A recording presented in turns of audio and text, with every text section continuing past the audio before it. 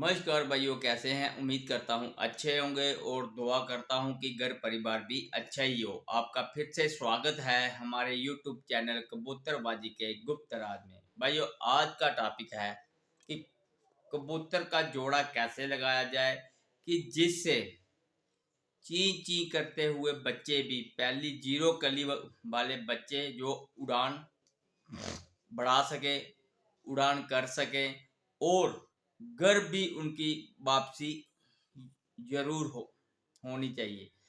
मेरे भाई का एक का सवाल था कि जीरो कली के बच्चे हमारे उड़ने चाहिए, मगर मेरे भाई ने ये नहीं कहा कि अगर जीरो कली के बच्चे उड़ते हैं तो उनकी घर वापसी भी होना बहुत जरूरी है।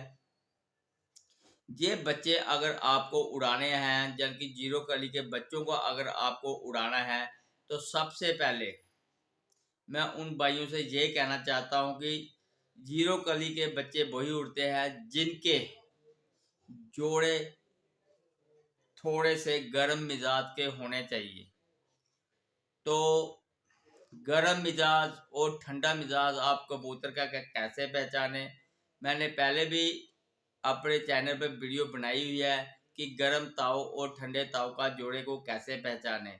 भाइयों देखो, कबूतर को आप ऐसे पकड़ के जब उसकी पूंछ को हिलाएंगे तो जो कबूतर अपनी पूंछ खड़ी कर देगा, चाहे वो खुली दूम वाला हो चाहे बंद दूम वाला हो, आपने जब भी जोड़ा लगाना है दोनों की दूमें खड़ी होनी चाहिए, ऐसे झुकी हुई नहीं होनी चाहिए। ये ठंडे ताव की निशानी है, ये गर्म ताव की निशानी है। ठीक है भाइयों, चाहे वो एक ही पूंछ खुली हो चाहे एक ही पूंछ बंद हो, इसका कोई फर्क नहीं पड़ता। आप ऐसा जोड़ा लगा सकते हैं। इनके बच्चे जो है भाई वो ची ची करते हुए बच्चे, जीरो कली के बच्चे आपके उड़ान भरना स्टार्ट कर देंगे और उड़ना स्टार्ट कर देंगे। मगर इन बच्चों में जब तक सियानपन नहीं होगा तो कोई फायदा नहीं है भाइयों इन बच्चों को आपको उड़ाने का, क्योंकि ये बच्चे जाया हो जाएंगे तो फिर क्या फायदा होगा आपको। इन बच्चों को इतनी परवरिश करके, इतनी अच्छी मेहनत करके आप इनका पालन पोषण करेंगे और ची ची करके उड़ा दोगे तो अगर भाग जाएंगे तो उसका फायदा क्या होगा। सबसे पहले बड़ी बात यह है मेरे भाइयों, अगर ऐसे बच्चे आपको तैयार करने हैं तो आपको मेल और फीमेल दोनों आपको वाइट आंखें लगाने हैं। क्योंकि जब आपका बच्चा छोटा सा ही अपने खाने से बाहर आए, थोड़ा बाहर आ जाए, उस समय बच्चे को आंख साफ कर लेनी चाहिए।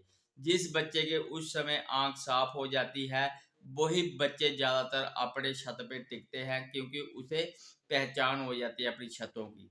आप ज्यादातर ये कोशिश किया करें। और एक दूसरी बात आती है, वो होती है नस्ल। बच्चे की चाहे आंख साफ हुई हो या ना हो, वो मरते मरते मर जाएगा, मगर किसी के छत पे नहीं देखेगा। ऐसी नस्ल आपको बनानी है।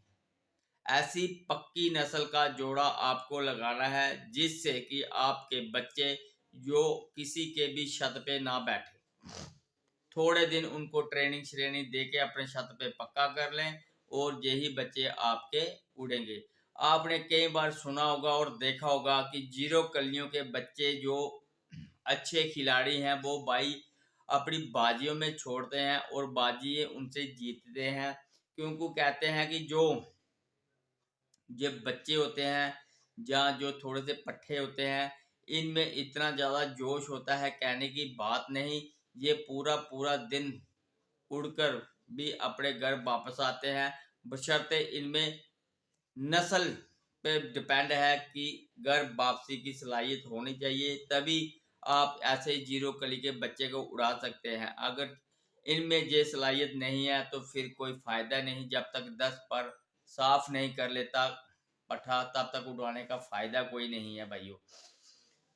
उसके पीछे भाइयों सबसे पहले आपको 2-3 बातों का और ध्यान देना है कि गर्म ताव तो मैंने बता दिया है, आपने उसमें 2-3 चीजें और देख रही हैं। हमेशा ये चीज देख रही हैं जब भी आप जोड़ा लगाएं, उसमें ये चीज देखें कि उनके जो लास्ट वाले 3 पंख होते हैं ना, लास्ट वाली 3 कली, ये हल्की नुकीली होनी चाहिए।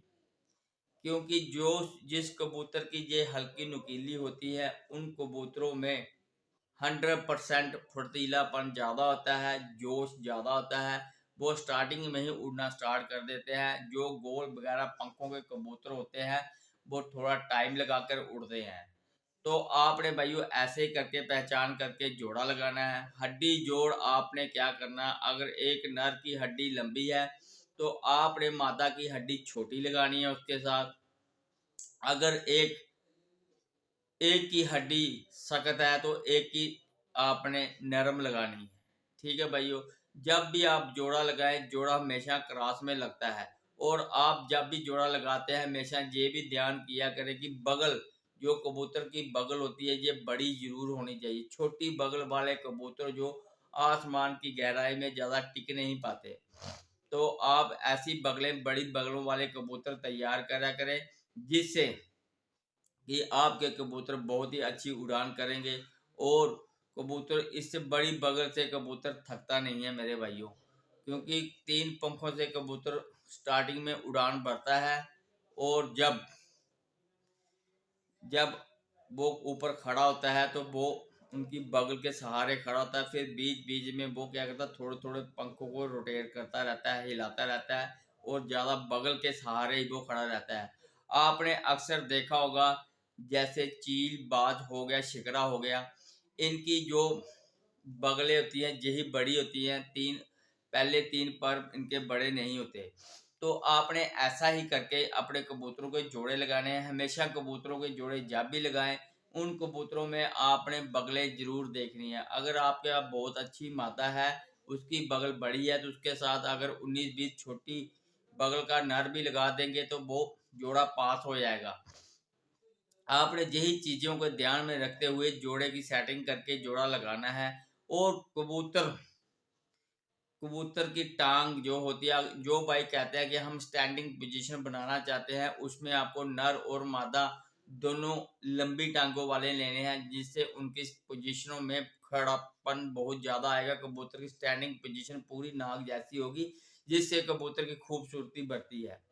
हड्डी जोड़ आपको, तो मैंने जोड़ जो होते हैं, जोड़ बिल्कुल फ्लेक्सिबल होने चाहिए। एक के जोड़ बंद होने चाहिए और एक के अगर थोड़ा सा गैप भी है वो चल चल जाता है। मादा में अगर थोड़ा बहुत गैप होगा वो चल जाएगा, मगर नर के जोड़ बिल्कुल बंद होने चाहिए और जोड़ मुलायम होने चाहिए, फ्लेक्सिबल होने चाहिए। सख्त जोड़ वाला कबूतर फेल है, उसे आप जोड़ों में कभी ना लगाए मेरे भाइयों।